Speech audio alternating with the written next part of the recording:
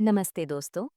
अगर आप 12वीं या ग्रेजुएशन के बाद आगे पढ़ना चाहते हैं, लेकिन कॉलेज फीस और पैसों की चिंता आपको रोक रही है, तो आज की ये वीडियो आपके लिए बहुत ज़रूरी है। बिल्कुल अंजलि।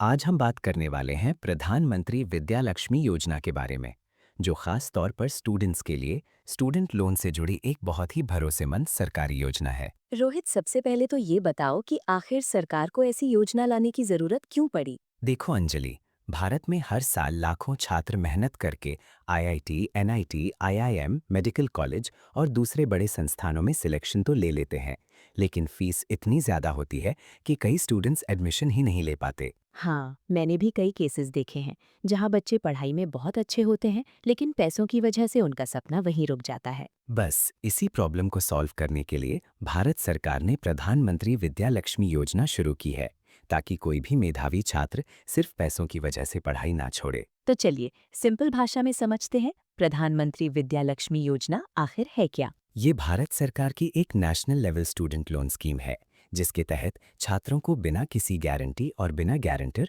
उच्च शिक्षा के लिए एजुकेशन लोन दिया जाता है। मतलब पेरेंट्स को प्रॉपर्टी गिरवी रखने की जरूरत नहीं? बिल्कुल नहीं।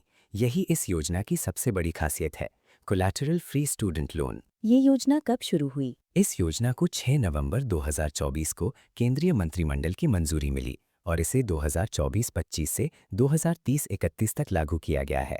सरकार ने इसके लिए लगभग 3,600 करोड़ का बजट रखा है। क्या हर स्टूडेंट इस योजना का लाभ ले सकता है? नहीं, ये योजना खास तौर पर मेधावी और मेरिट बेस्ड स्टूडेंट्स के लिए है। इसके लिए कुछ ज़रूरी शर्तें हैं। 1. छात्र भारतीय नागरिक होना चाहिए। 2. छात्र का एडमिशन भारत के top quality higher education institutes में हुआ हो, जैसे IIT, NIT, IIM, AIIMS, IISc और एनआईआरएफ रैंकिंग वाले कॉलेजेस। 3. एडमिशन एंट्रेंस एग्जाम या मेरिट के आधार पर हुआ हो। और इनकम लिमिट का क्या? लोन लेने के लिए कोई इनकम लिमिट नहीं है, लेकिन अगर आप इंटरेस्ट सब्सिडी चाहते हैं तो इनकम का ध्यान रखा जाता है। अब सबसे इम्पोर्टेंट सवाल, इस स्टूडेंट लोन में क्या क्या मिलता है? बहुत अच्छा सवाल है। Dash loan amount, college fees, hostel fees, books और study material, other education expenses. कोई फिक्स्ड अपर लिमिट नहीं है। लोन आपकी एक्चुअल ज़रूरत के हिसाब से मिलता है। और interest rate? Interest rate bank की ईबीआरएल पर बेस्ड होती है और सरकार ने इसे कंट्रोल्ड और रीजनेबल रखा है। क्या सरकार इंटरेस्ट में भी मदद करती है? हाँ बिल्कुल। जिनकी फैमिली इनकम 8 लाख रुपए तक है, उन्हें लोन पर 3% इंटरेस्ट सब्सिडी मिलती है, और जिनकी इनकम 4,50,000 तक है, उन्हें कुछ केसेस में पूरी इंटरेस्ट रिलीफ भी मिल सकती है। लोन लेने के बाद रीपेमेंट का प्रेशर को नहीं? नहीं, कोर्स पूरा होने के बाद 1 साल का मोराटोरियम पीरियड मिलता है। टोटल रीपेमेंट टाइम 15 साल तक हो सकता है, मतलब जॉब लगने के बाद आराम से रीपेमेंट कर सकते हैं। अब बताओ रोहित, अप्लाई कैसे करें? 1. ऑफिशियल वेबसाइट पर जाएं pmvidyalakshmi.com.in। 2. मोबाइल नंबर और ईमेल से रजिस्ट्रेशन करें। 3. लॉगिन करके कॉमन एजुकेशन लोन फॉर्म भरें। 4. मैक्सिमम 3 बैंक सेलेक्ट करें। 5. डॉक्यूमेंट्स अपलोड करें। 6. फॉर्म सबमिट करें।